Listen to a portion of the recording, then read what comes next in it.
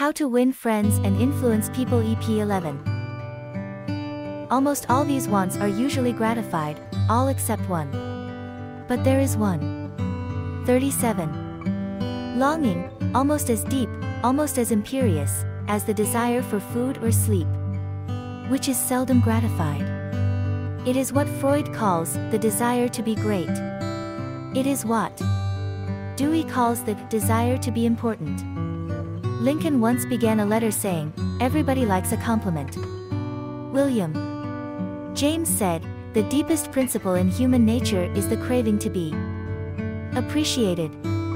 He didn't speak, mind you, of the wish or the desire or the longing to be appreciated.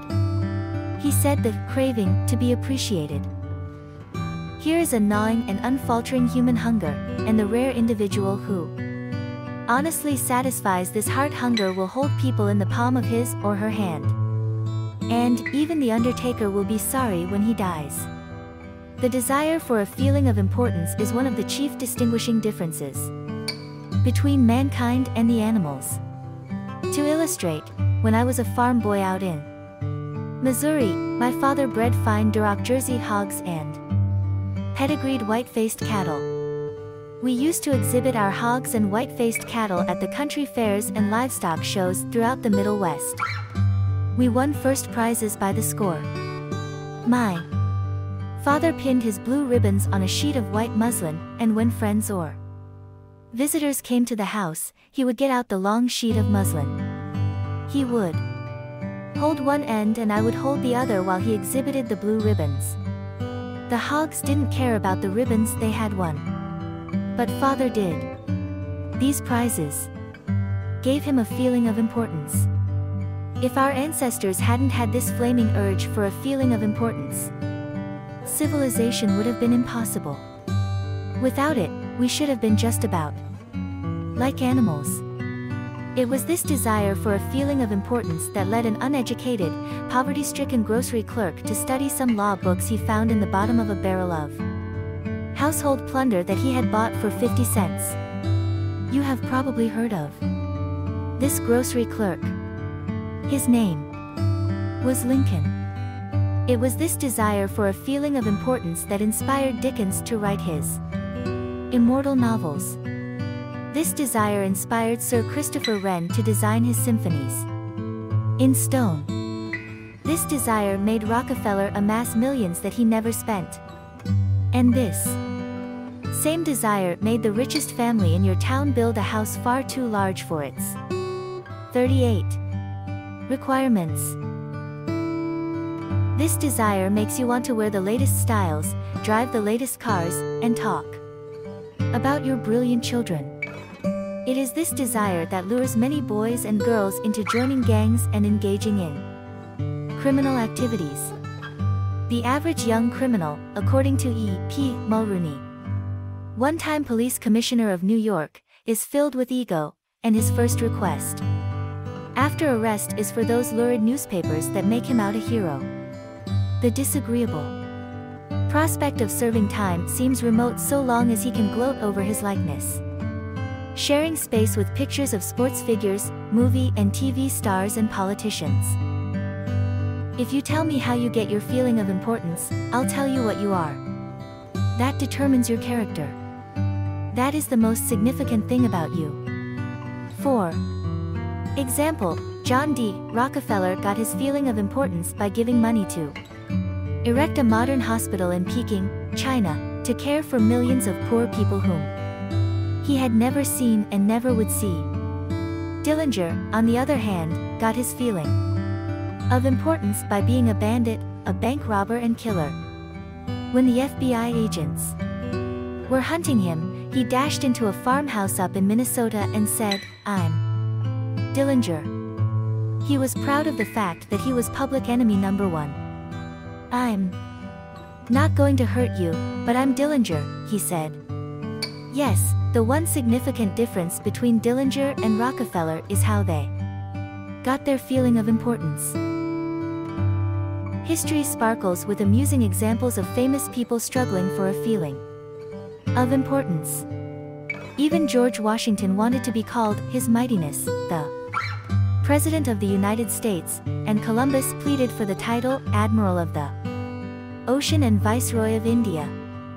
Catherine the Great refused to open letters that were not addressed to Her Imperial Majesty, and Mrs. Lincoln, in the White House, turned upon Mrs. Grant like a tigress and shouted, "How dare you be seated in my presence until I invite you?" Our millionaires helped finance Admiral Byrd's expedition to the Antarctic in 1928, with the understanding that ranges of icy mountains would be named after them. And Victor Hugo aspired to have nothing less than the city of Paris renamed in his honor.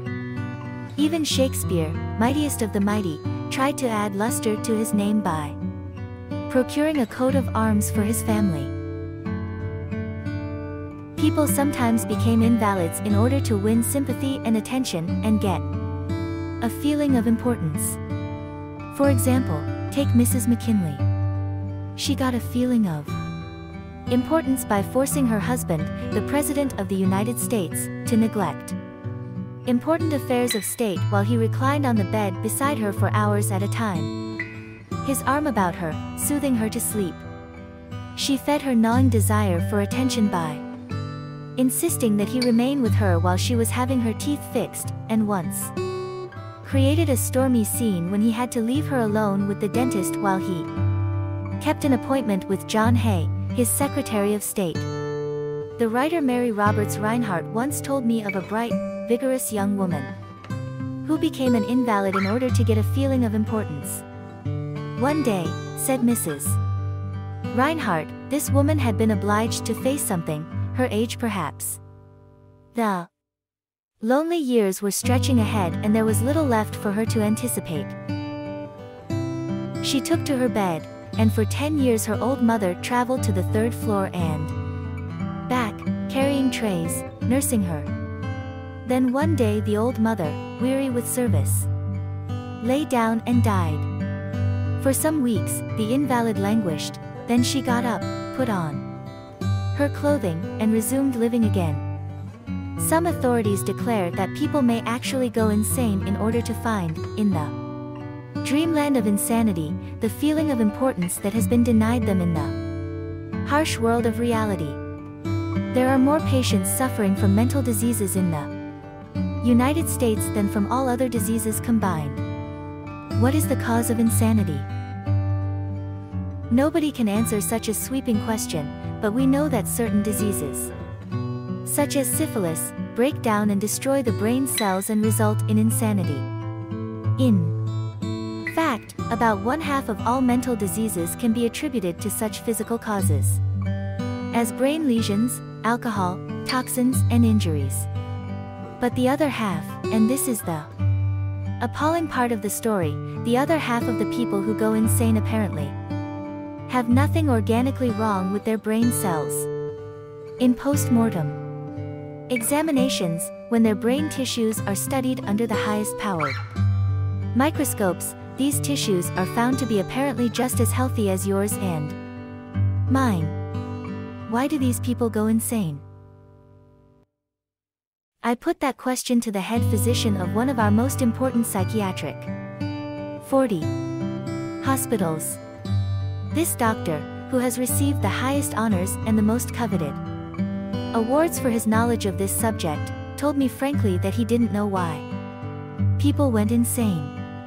Nobody knows for sure, but he did say that many people who go insane find in insanity a feeling of importance that they were unable to achieve in the world of reality.